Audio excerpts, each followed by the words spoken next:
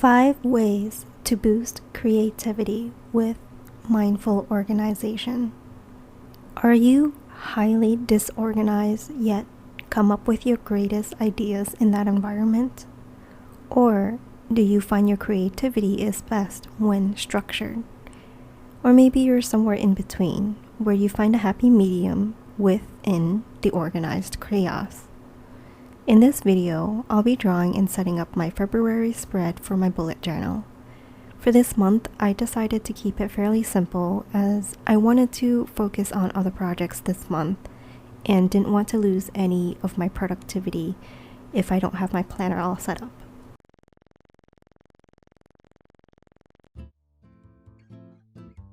Alright, let's get started with today's video.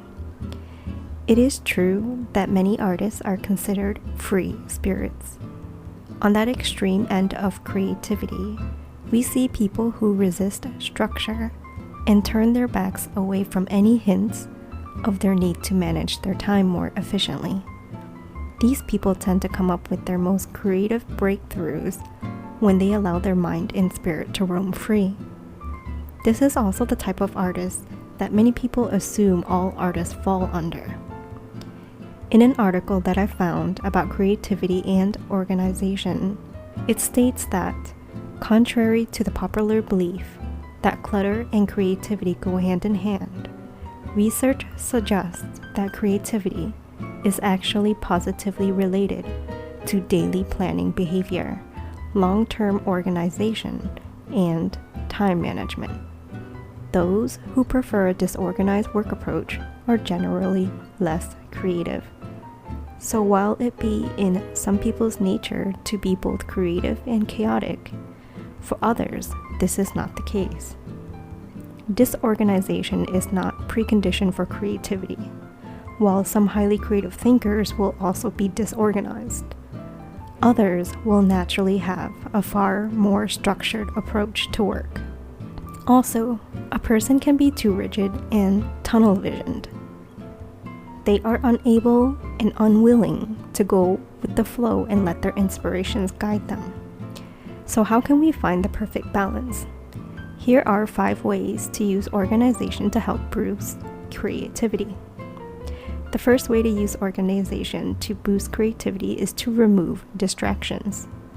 Whether our guilty pleasure is social media or food, when we control our environment, we control our mindset. We need to purposely create the ideal environment to help keep us on task and help us stay focused. What distracts us is different for each person. For me, it's the internet in general. I can browse websites looking for articles and trying to find answers to my endless questions all day if I let myself do it. What I do to prevent this is to create a specific space and computer or device for mindless browsing and one separate space for getting work done. So when I'm on my desktop, I subconsciously know that I shouldn't go and browse random websites or visit my social media pages. The second way to use organization to help boost creativity is to declutter your home and space. In an article by Donald M. Ratner, he revealed from a 2010 study published in the scientific journal Personality and Social Psychology Bulletin that subjects who described their homes as cluttered exhibited greater depression and fatigue, diminished coping skills, and increased difficulty transitioning from work to home compared to people who viewed their place of residence more positively. Sometimes a messy home can create added stress and a feeling of losing control. The third way to use organization to help boost creativity is to plan with flexibility. Creating a schedule and blocking out time throughout our day for specific tasks can help us not only stay organized but also save us energy from having to think about what we should be doing next. That means it is best to plan our day the night before or early in the day before it even starts. What works for me is to only schedule in specific tasks and appointments that are high priority. Otherwise, Each time block would be generalized, such as a half hour for creative writing, art, or research. And under each category, I would have a few choices ordered by priority if needed. This way, I know what I'm supposed to be doing to stay productive, but I also have the freedom to choose the project that I'm in the mood to work on. The fourth way to use organization to help boost creativity is to take breaks. This sounds like it is common sense and should be something that we naturally do, but it's not natural for all of us. Artists are known to ride the inspiration wave and refuse to take breaks while the flow is going, fearing that they will lose that flow that had already started. Although it is great to take advantage of that initial inspiration, if our body ends up failing us, then that inspiration will do us no good. Many times I can get so immersed into doing something that I'll forget that I have a physical body that I need to take care of.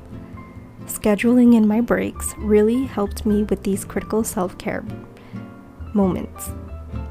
I used to even have to schedule in my lunch, or else I would just keep working and forget to eat. The fifth and final way that we can use organization to help boost creativity is to know your personality type. Out of all 5 tips, I think this one is the most important.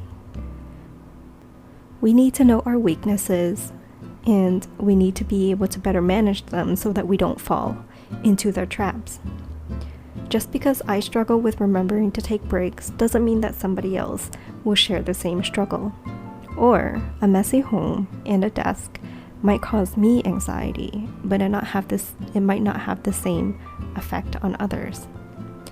One of the first personality tests that I took and really enjoyed was the Myers-Briggs personality test, called the MBTI. It was a first-time experience for me to explore the psychology behind personalities and what sparked my interest in unconscious universal archetypes. I strongly suggest you take any one of these free personality tests online if you're interested. I'll leave a link to the Myers-Briggs personality test along with the links to the 2 articles referenced in this video in the description box below. So that concludes today's video. If you learned something today, then please leave the video a like, comment, and subscribe to my channel so you don't miss out any future videos. I upload every Friday. Thank you so much for watching, and I will see all of you beautiful souls in the next video.